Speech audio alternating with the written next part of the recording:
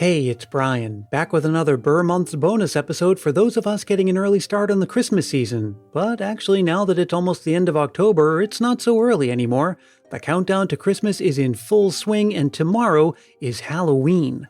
So I thought, what better way to close out the month than with a spine-tingling ghost story that also happens to be, sort of, a Christmas story. You don't see too many Christmas ghost stories nowadays, but back in the Victorian times, they were as popular as Christmas romance stories are now. And today I'm bringing you the 1931 story Smee by A.M. Burrage, which is about a creepy game of hide-and-seek that takes place on Christmas Eve. Before we jump into it, let me encourage you, as I've been doing over the last month, to submit a Christmas memory to appear in an episode later on in the season. All you have to do is record your voice into your phone's voice memo app and then send it over to christmaspastpodcast@gmail.com. Keep it reasonably short, clean and family friendly, and be sure to say your name and where you're from. Also, just this morning I sent out a Christmas card containing an official Christmas Past sticker. I would love it if the next Christmas card and sticker I sent was to you. There's only one way to get a Christmas Past sticker, and that is to take a minute to rate and review the show on Apple Podcasts. And it really does only take a minute. But it helps the show a lot more than you might imagine because it helps more people discover it, so in a way it's kind of like spreading Christmas cheer. Leave a review and then get in touch with me for details. And finally, if you're looking for some new Christmas podcasts to liven up your playlist, come on by christmaspast.media and check out the definitive directory of Christmas podcasts.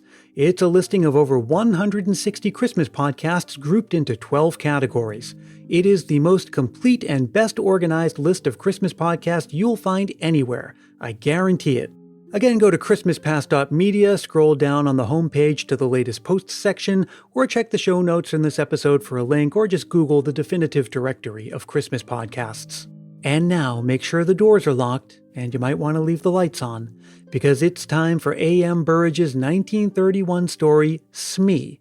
I'll come back at the end to wrap up and say goodbye, but for now, please enjoy the story, and Happy Halloween!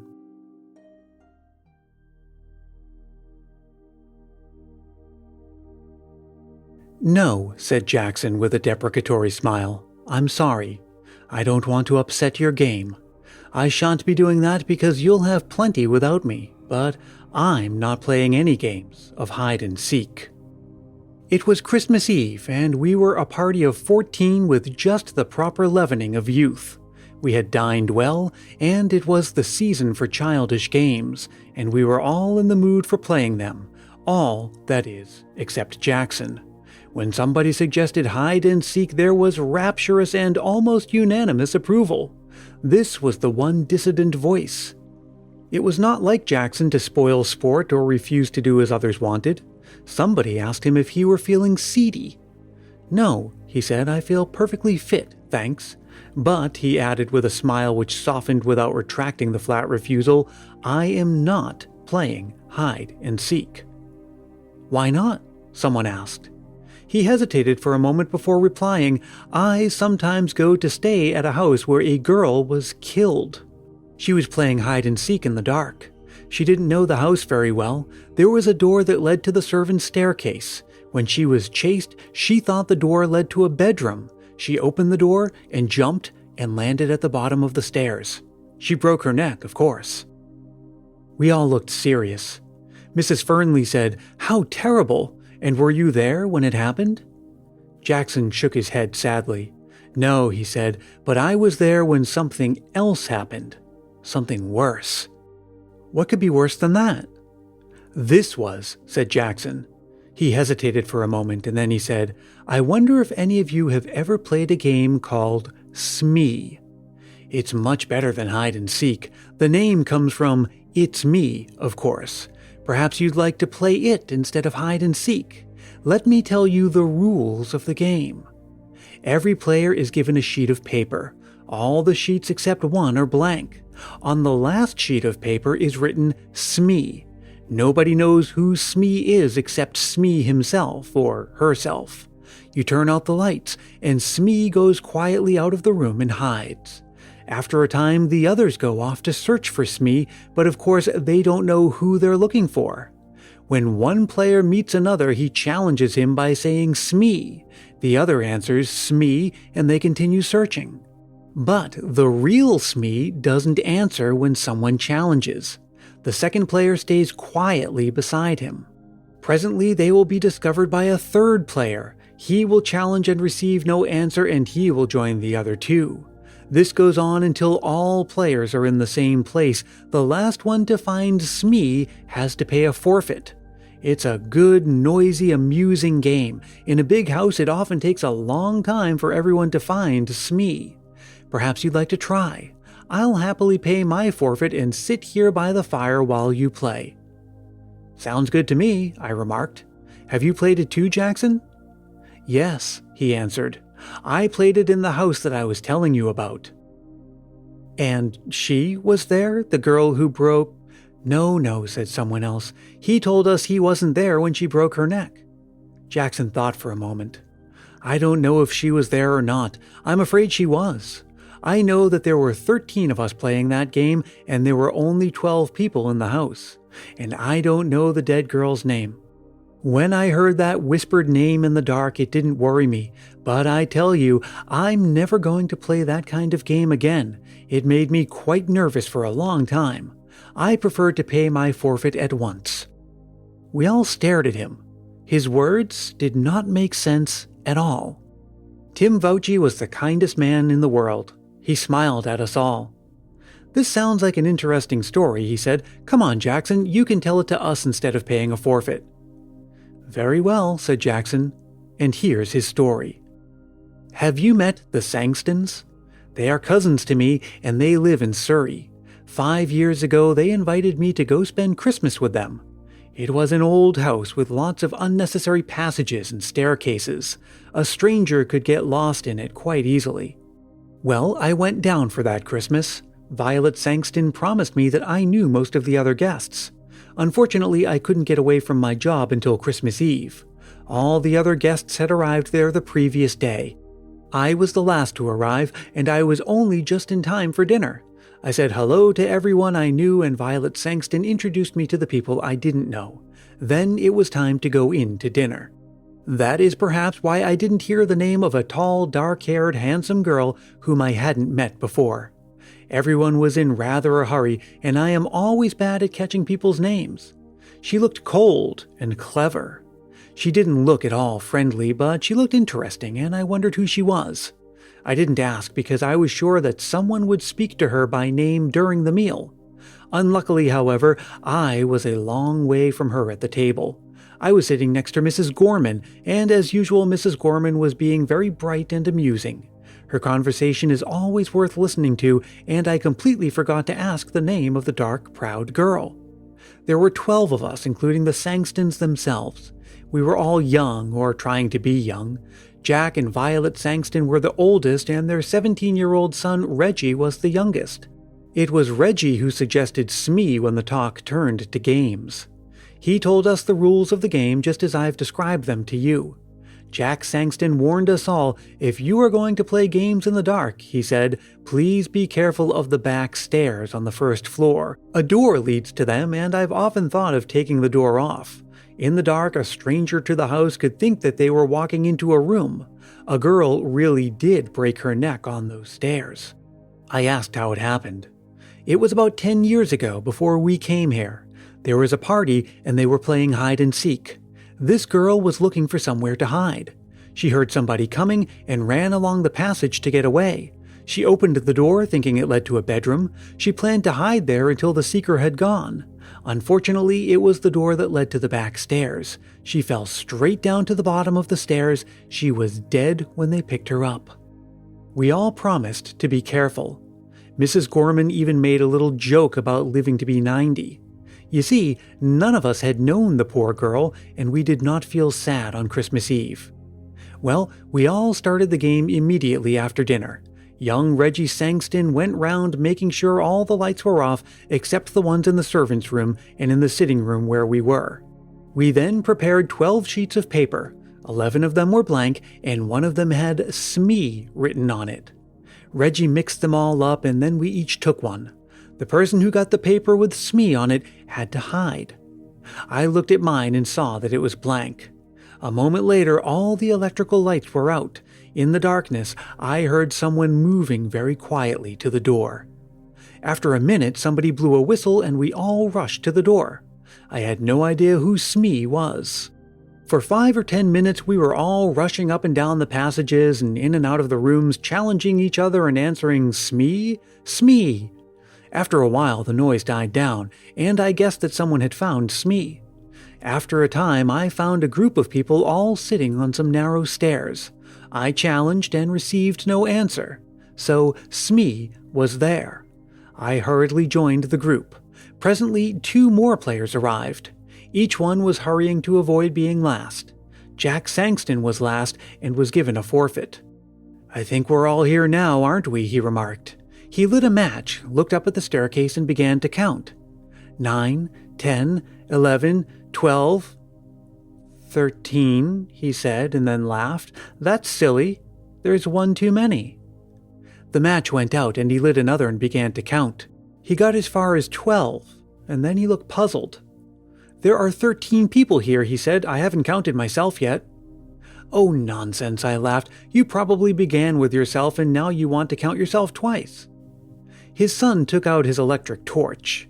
It gave a better light than the matches, and we all began to count. Of course, there were 12 of us. Jack laughed. "Well," he said, "I was sure I counted 13 twice." From halfway up the stairs, Violet Sangston spoke nervously. "I thought there was somebody sitting 2 steps above me. Have you moved, Captain Ransom?" The captain said that he hadn't.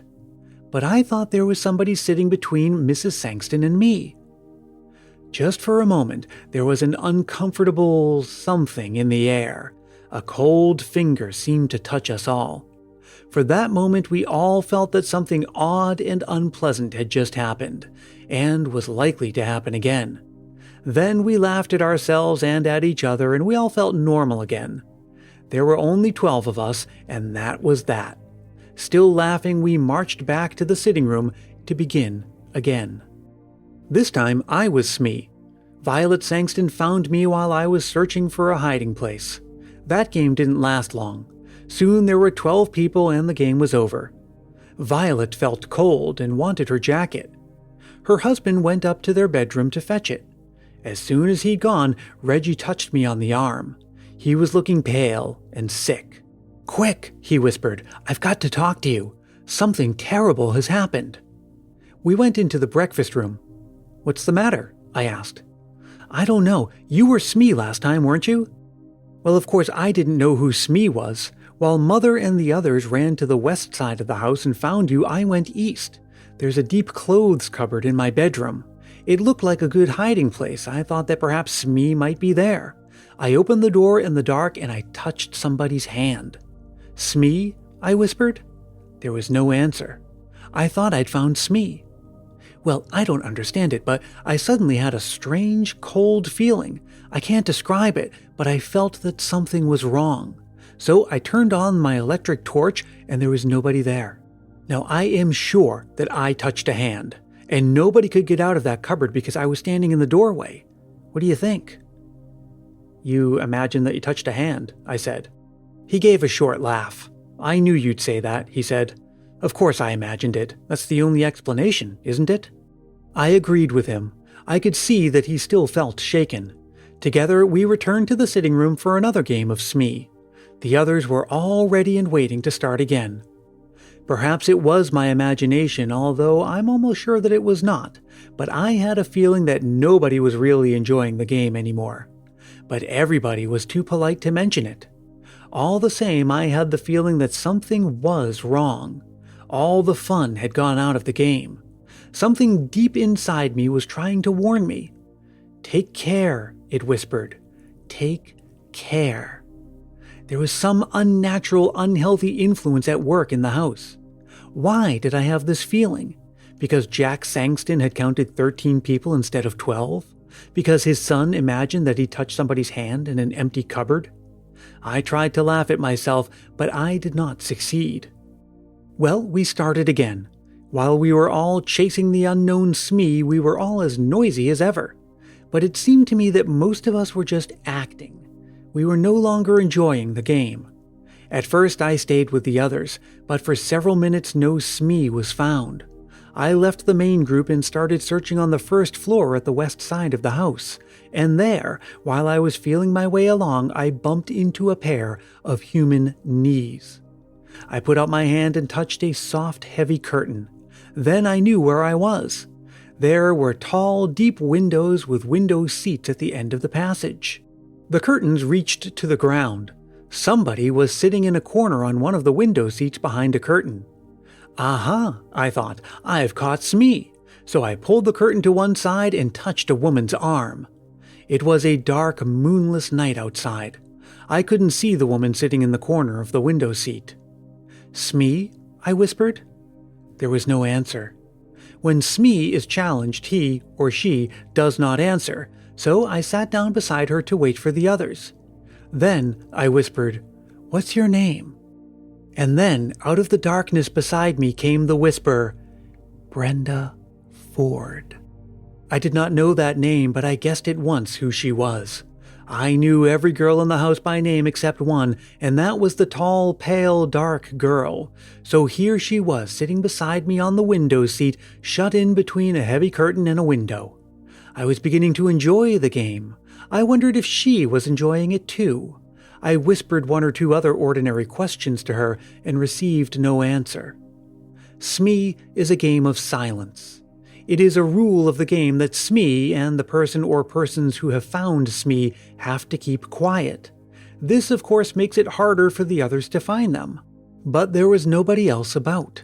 I wondered, therefore, why she was insisting on silence. I spoke again and got no answer. I began to feel a little annoyed. Perhaps she is one of those cold, clever girls who have a poor opinion of all men, I thought. She doesn't like me, and she is using the rules of the game as an excuse for not speaking. Well, if she doesn't like sitting here with me, I certainly don't want to sit with her. I turned away from her. I hope someone finds us soon, I thought. As I sat there, I realized that I disliked sitting beside this girl very much indeed. That was strange. The girl I had seen at dinner had seemed likable in a cold kind of way. I noticed her and wanted to know more about her. But now I felt really uncomfortable beside her. The feeling of something wrong, something unnatural, was growing. I remember touching her arm and I trembled with horror. I wanted to jump up and run away. I prayed that someone else would come along soon. Just then I heard footsteps in the passage. Somebody on the other side of the curtain brushed against my knees. The curtain moved to one side and a woman's hand touched my shoulder. "Smee?" whispered a voice that I recognized at once. It was Mrs. Gorman. Of course, she received no answer. She came and sat down beside me, and at once I felt very much better. "It's Tony Jackson, isn't it?" she whispered. "Yes," I whispered back. "You're not Smee, are you?" "No, she's on the other side." She reached out across me. I heard her fingernails scratch a woman's silk dress. "Hello, Smee. How are you? Who are you? Oh, is it against the rules to talk? Never mind. Tony, we'll break the rules. Do you know, Tony, this game is beginning to annoy me a little. I hope they aren't going to play it all evening. I'd like to play a nice, quiet game all together beside a warm fire." "Me too," I agreed. "Can't you suggest something to them? There's something rather unhealthy about this particular game. I'm sure I'm being rather silly, but I can't get rid of the idea that we've got an extra player, somebody who ought not to be here at all." That's exactly how I felt, but I didn't say so. However, I felt very much better. Mrs. Gorman's arrival had chased away my fears. We sat, talking. "I wonder when the others will find us," said Mrs. Gorman. After a time, we heard the sound of feet and young Reggie's voice shouting, "Hello, hello, is anybody there?" "Yes," I answered. "Is Mrs. Gorman with you?" "Yes." "What happened to you? You've both got forfeits. We've all been waiting for you for hours." "But you haven't found Smee yet," I complained. "You haven't, you mean. I was Smee this time." "But Smee is here with us," I cried. "Yes," agreed Mrs. Gorman. The curtain was pulled back and we sat looking into the eye of Reggie's electric torch. I looked at Mrs. Gorman and then to my other side. Between me and the wall was an empty place on the window seat. I stood up at once. Then I sat down again. I was feeling very sick and the world seemed to be going round and round. There was somebody here, I insisted, because I touched her. So did I, said Mrs. Gorman in a trembling voice. I don't think anyone could leave this window seat without us knowing. Reggie gave a shaky little laugh. I remembered his unpleasant experience earlier that evening. Somebody's been playing jokes, he said. Are you coming down? We were not very popular when we came down to the sitting room. I found the two of them sitting behind a curtain on a window seat, said Reggie. I went up to the tall, dark girl. So you pretended to be Smee and then went away, I accused her. She shook her head. Afterwards, we all played cards in the sitting room, and I was very glad. Sometime later, Jack Sangston wanted to talk to me. I could see that he was rather cross with me, and soon he told me the reason. Tony, he said, I suppose that you are in love with Mrs. Gorman. That's your business, but please do not make love to her in my house during a game. You kept everybody waiting. It was very rude, and I'm ashamed of you. But we were not alone, I protested. There was somebody else there, somebody who was pretending to be Smee. I believe it was that tall, dark girl, Miss Ford. She whispered her name to me. Of course, she refused to admit it afterwards. Jack Sangston stared at me. Miss who? He breathed. Brenda Ford, she said. Jack put a hand on my shoulder. Look here, Tony, he said. I don't mind a joke, but enough is enough. We don't want to worry the ladies. Brenda Ford is the name of the girl who broke her neck on the stairs. She was playing hide and seek here 10 years ago.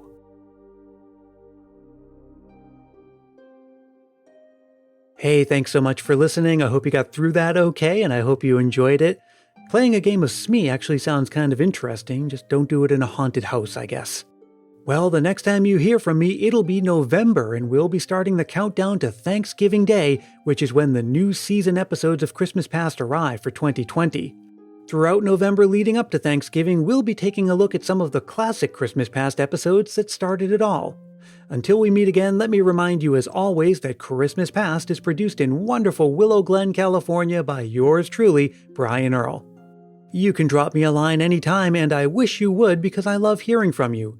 You can reach me at christmaspastpodcast@gmail.com or connect on Facebook, Twitter, and Instagram. And let me invite you to join our private Christmas Past Facebook group if you haven't joined yet. We're celebrating the Ber Months and beyond, and of course the Christmas season itself. Until next time, stay safe and healthy, look out for one another, check for monsters under your bed, and may your days be merry and bright.